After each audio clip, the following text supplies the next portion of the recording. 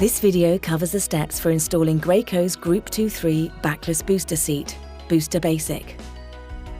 Before installing your car seat, please refer to the car seat instruction manual and your vehicle manual. To begin, when fitting the car seat using the vehicle belt.